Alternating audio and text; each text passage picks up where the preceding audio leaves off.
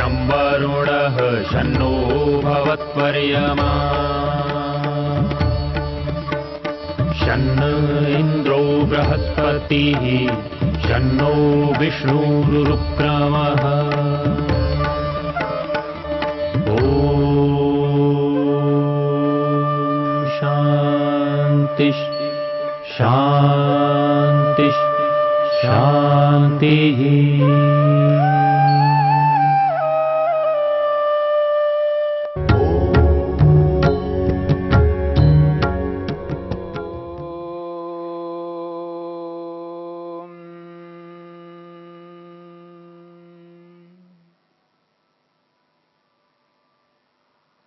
तत्प्रतिषेधार्थम एकतत्व अभ्यासः।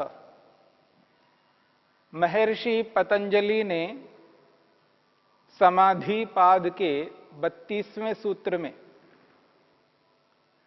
विक्षेपों को, बाधकों को रोकने के लिए एक महत्वपूर्ण उपाय बताया है।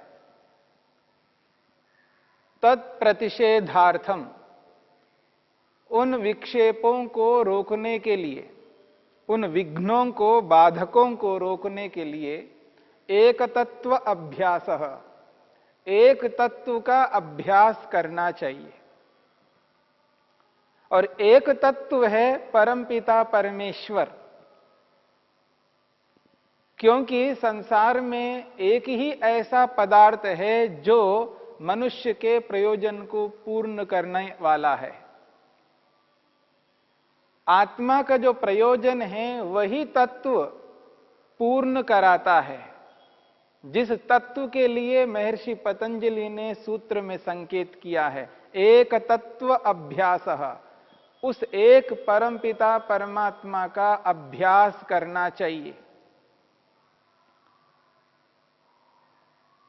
जहां पर महर्षि पतंजलि ने अभ्यास की चर्चा की है, वैराग्य की चर्चा की है,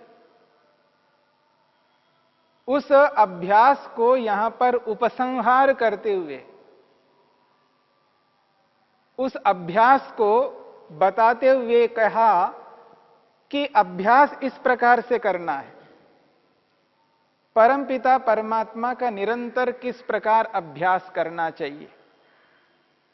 ईश्वर ही विघ्नों को, बाधकों को रोक सकता है, रुकवा सकता है। इसलिए कहा है उस परमात्मा का अभ्यास करना है। महर्षि वेदव्यास ने कहा ईश्वर प्रणिधान करते जाना। ईश्वर प्रणिधान करते जाते हैं, ईश्वर प्रणिधान को निरंतर करते जाते हैं तो ये सारे के सारे विघ्न रुक जाएंगे। और ईश्वर प्रणिधान हमारे सामने आ चुका है। ईश्वर की आज्ञा का पालन करना ईश्वर प्रणिधान है। परमपिता परमात्मा की जो भी आज्ञा हैं उसका पालन करना है। तो आज्ञा का पालन जो होता है वो कर्मों के माध्यम से होता है। जो भी हम कर्म करते हैं, यदि वो कर्म ईश्वर के आदेश के अनुसार, ईश्वर के उपदेश के अनुसार करते हैं तो ईश्वर की आज्ञा निरंतर समुचित रूप में चलती रहेगी। यदि हम अपने कर्मों को अपने ढंग से करें, अपनी इच्छा से करें, तो निश्चित बात है हम ईश्वर से दूर होते जाएंगे। और आज मनुष्य जो कर्म करता जा रहा है वह कर्म ईश्वर की आज्ञा के अनुरूप कम होता जा रहा है, मनमर्जी अधिक होता जा रहा है। इसलिए वो कर्म वास्तव में उचित कर्म नहीं बन पा रहा है, पुण्य कर्म नहीं बनता जा रहा है। हमें तो पुण्य से भी ऊपर उठना है, निष्काम कर्म में प्रवेश करना है, तब जाकर के हम ईश्वर को जान पाएंगे। ईश्वर को जानकर ईश्वर को पाने के लिए मेहनत कर पाएंगे, समाधि लगा पाएंगे, ईश्वर का दर्शन कर पाएंगे, जिस दिन हमारे कर्म पवित्र हो जाएंगे, शुद्ध हो जाएंगे, उचित हो जाएंगे, तब हम ईश्वर को प्राप्त करने में सक्षम हो जाएंगे, समाधि लगा पाएंगे। तो ईश्वर की आज्ञा का पालन करना ईश्वर प्रणिधान है, यही भक्ति विशेष है। जो जो आदेश उपदेश परमपिता परमात्मा ने हम मनुष्यों के लिए किया है, उनका आचरण करना हमारा परम कर्तव्य है। अब ईश्वर के आदेशों का पालन किस रूप में करना है, ईश्वर को निरंतर किस प्रकार से हम अपने समक्ष रख सकते हैं, क्योंकि ईश्वर की आज्ञा का पालन तभी हम कर सकते हैं जब हम ईश्वर को अनुभव कर पाएंगे। अनुमान प्रमाण के माध्यम से, शब्द प्रमाण के माध्यम से ईश्वर की अनुभूति जब तक हम नहीं करेंगे, तब तक हम ईश्वर के अनुसार कर्मों को नहीं कर पाएंगे। हमें ईश्वर को एहसास करना है, अनुभव करना है प्रमाणों के माध्यम से। इस संपूर्ण ब्रह्मांड को उत्पन्न करने वाले सृष्टिकर्ता को अनुभव करना है अनुमान प्रमाण के माध्यम से। शब्द प्रमाण वेद के माध्यम से ईश्वर के स्वरूप को समझना है, ईश्वर के गुण कर्म स्वभावों को समझना है, तब जाकर के हम कर्मों को उचित रूप में कर पाएंगे। जब तक ईश्वर की अनुभूति नहीं रहेगी, ईश्वर सर्वव्यापक है, कण कण में विराजमान है, ऐसा कोई स्थान नहीं है जहां परमेश्वर ना हो। जब यह एहसास रहेगा शब्द प्रमाण के माध्यम से और अनुमान प्रमाण के माध्यम से, तब तक हम जो कर्म करेंगे वो अपने मर्जी से करेंगे। और जब ये एहसास रहेगा कि ईश्वर है सर्वत्र, सर्वत्र विद्यमान है, मुझे देख सुन जान रहे हैं, ईश्वर की उपस्थिति में उपस्थित हूं, जब ये बोध रहेगा तो कर्म प्रारंभ करेंगे तो ईश्वर को अनुभव करते हुए करेंगे। ईश्वर की सर्वज्ञता को एहसास करते हुए करेंगे। ईश्वर ज्ञानी है, सर्वज्ञ है, उसकी अनुभूति करते हुए करेंगे। ईश्वर की शक्ति को, सामर्थ्य को एहसास करते हुए कर्म करेंगे। ईश्वर के न्याय को सामने रखते हुए कर्म करेंगे, तब हमारा कर्म समुचित रूप में होगा। इसलिए ईश्वर के गुणों, कर्मों और स्वभावों को जानना आवश्यक है। जब तक ईश्वर के स्वरूप को नहीं जानेंगे, नहीं समझेंगे, तब तक हमारे समुचित कर्म नहीं हो पाएंगे। हां, शरीर से जब हम कर्म करते हैं तो दूसरों को ध्यान में रखते हुए कर्म करते हैं। मनुष्य हैं, मनुष्य देख रहे हैं, सुन रहे हैं, जान रहे हैं, तो हम उनके समक्ष उचित कर्म करने की चेष्टा करेंगे। यदि सामने वाले मनुष्य कमजोर हैं, शक्तिशाली नहीं है, हमसे अधिक शक्तिशाली नहीं है, हमसे अधिक ज्ञानवान नहीं है, हमसे अधिक बुद्धिमान नहीं है, तो हम उनके समक्ष भी अनुचित कर सकते हैं।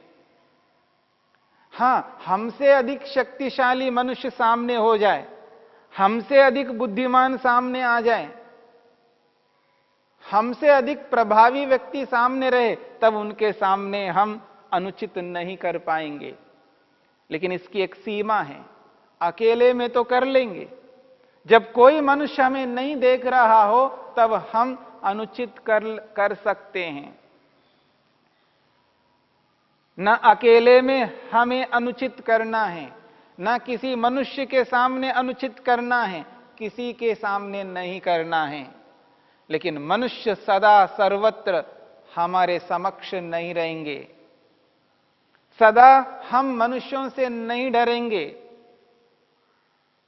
और इस सृष्टिकर्ता को यदि एहसास करेंगे, अनुभव करेंगे, उसकी व्यापकता को, उसकी सर्वज्ञता को, उसकी सर्वशक्तिमत्ता को, उसकी न्यायकारिता को, तब हम उस परमेश्वर को समक्ष रखते हुए जो कोई भी कर्म करेंगे ईश्वर के अनुरूप कर्म करेंगे।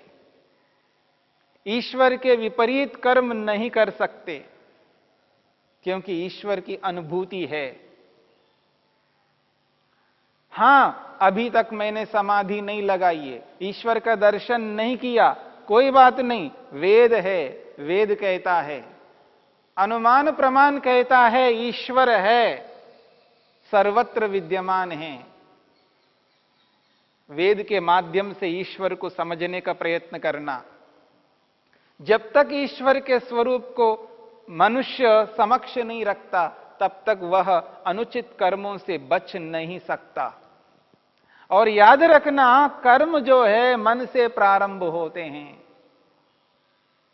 मन से कर्म प्रारंभ होते हैं, वाणी से कर्म प्रारंभ बाद में होते हैं। मन से कर्म प्रारंभ पहले होते हैं, शरीर से प्रारंभ बाद में होते हैं।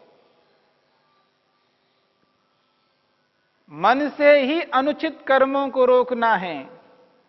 जितना मनुष्य मन से कर्मों को करना प्रारंभ कर लेता है, यदि मानसिक रूप से उन अनुचित कर्मों को रोक लेता है, तब मनुष्य वास्तव में मनुष्य कहला सकता है। उसका जो मनन है, उसका जो चिंतन है, उसका चिंतन, उसका मनन ईश्वर के अनुरूप हो सकता है। जब अंदर के कर्म, मानसिक कर्म समुचित रूप से होते हैं, तो जब कभी वाणी से जब हम बोलने लगते हैं, तो वाणी के कर्म भी उचित, न्याय, सत्य से ओत-प्रोत हो सकते हैं। यदि मन से कर्म उचित होते हैं, न्याय से, धर्म से, सत्य से ओत-प्रोत होते हैं, तो जब कभी भी हम शरीर से कर्म करने लगते हैं, वे कर्म भी उचित होंगे, सत्य न्याय से ओत-प्रोत होंगे। इसलिए मन से प्रारंभ करना है कर्म, और वो कैसा उचित हो, सत्य हो, न्याय से ओत-प्रोत हो, उसके लिए ईश्वर को एहसास करना अत्यंत आवश्यक है। वेद का सहारा लेना होगा। ईश्वर के गुण, कर्म, स्वभावों को समझने के लिए स्वाध्याय करना होगा, वेद स्वाध्याय करना होगा। वेद के मंत्रों के माध्यम से ईश्वर को समझना होगा, वेद को अपने जीवन में स्थापित करना होगा, निरंतर वेद का स्वाध्याय करते जाना होगा। वेद कहता है, ईश्वर के स्वरूप को अपने समक्ष रखता है। यजुर्वेद कहता है, सपर्यगाच्छुक्रमकायमव्रणमस्नाविरम। सपर्यगाच्छुक्रम अकायम अव्रणम अस्नाविरम। सपर्यगाच्छुक्रमकायमव्रणमस्नाविरम शुद्धम अपापविद्धम कविर्मनीषी परिभू स्वयं भूर याथा तत्यथोर्थान व्यदधात शाश्वतीभ्यः समाभ्यः। यजुर्वेद का मंत्र है। सपर्यगात, जब व्यक्ति वेद मंत्र को पढ़ता है, सपर्यगात, सपरि अगात, वो सर्वत्र गया हुआ है, सर्वत्र व्याप्त है। वेद कहता है ईश्वर सर्वत्र विद्यमान है, कण कण में विराजमान है। ऐसा कोई स्थान नहीं है जहां परमेश्वर ना हो। सपर्यगात, परि अगात, सर्वत्र व्याप्त है। शुक्रम, ईश्वर शुक्र स्वरूप है, शक्तिशाली है, सर्वशक्तिमान है। शुक्रम का अर्थ है सर्वशक्तिमान। अकायम, ईश्वर काया में, शरीर में नहीं आता है। वेद कहता है, बात को समझने का प्रयत्न करना है। ईश्वर के बारे में वेद क्या कहता है, मनुष्य क्या कहता है। हमारे लिए तो वेद परम प्रमाण है। श्रुति को हम परम प्रमाण स्वीकार कहते हैं। समस्त ऋषि लोग वेद को स्वीकार करते हुए आए हैं। कोई ऐसा ऋषि ना हुआ, ना आज है, ना आगे होगा, जो वेद को स्वीकार ना कर सकता। वेद आदि सृष्टि से चला आ रहा है, आज भी वर्तमान है, और जब तक सृष्टि बनी रहेगी तब तक वेद रहेगा। वेद कहता है सपर्यगात शुक्रम अकायम। ईश्वर शरीर रहित है। ईश्वर को शरीर धारण करने की आवश्यकता नहीं है। अकायम, काया कहते हैं शरीर को। ईश्वर शरीर रहित है। और शरीर में न रहते हुए शरीर में रहने वाले हम सब आत्माओं के लिए कितना कुछ कर रहे हैं। सारा का सारा ब्रह्मांड को उत्पन्न करके हमारे लिए दिया है। शरीर को बना करके दिया है, समस्त इंद्रियों को बना करके दिया है, और संसार में न जाने कितने साधन बना करके हमें निरंतर देते ही जा रहे हैं। इस संपूर्ण ब्रह्मांड में जिन साधनों को लेकर के आज हम जिस स्थिति में विद्यमान हैं, उस स्थिति को समझते हुए, अनुभव करते हुए हमें यह एहसास करना है सपर्यगात ईश्वर सर्वत्र व्याप्त है। मुझे देख सुन जान रहे हैं, उसकी उपस्थिति में हूं, और शुक्रम शुद्ध रूप में है, न्यायकारी है, शक्तिशाली है, शरीर रहित होकर मेरी रक्षा कर रहे हैं। अव्रणम, ईश्वर कैसा है, व्रण से रहित है। व्रण कहते हैं छिद्र,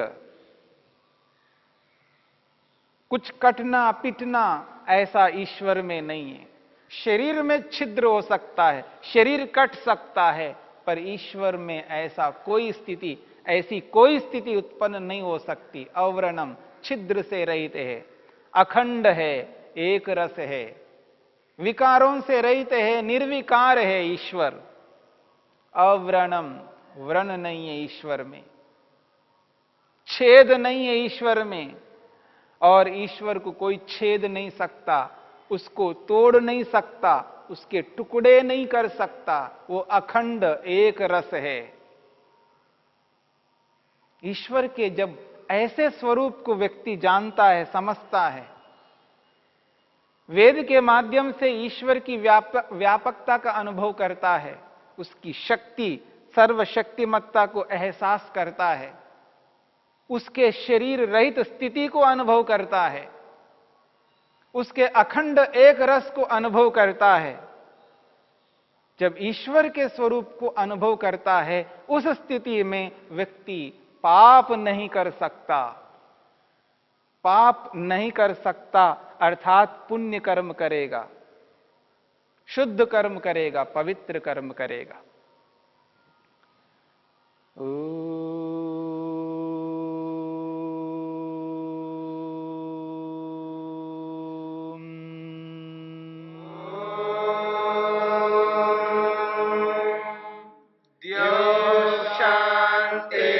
शांतिरंतरिक्षं शांतिर्पृथिवी शांतिरापः शांतिरोषधयः शांतिः वनस्पतयः शांतिर्विश्वे देवा शांतिर्ब्रह्म शांति सर्वं शांति शांतिरेव शांति क्षमा शांतिरेधि। ओम शांति शांति शांति।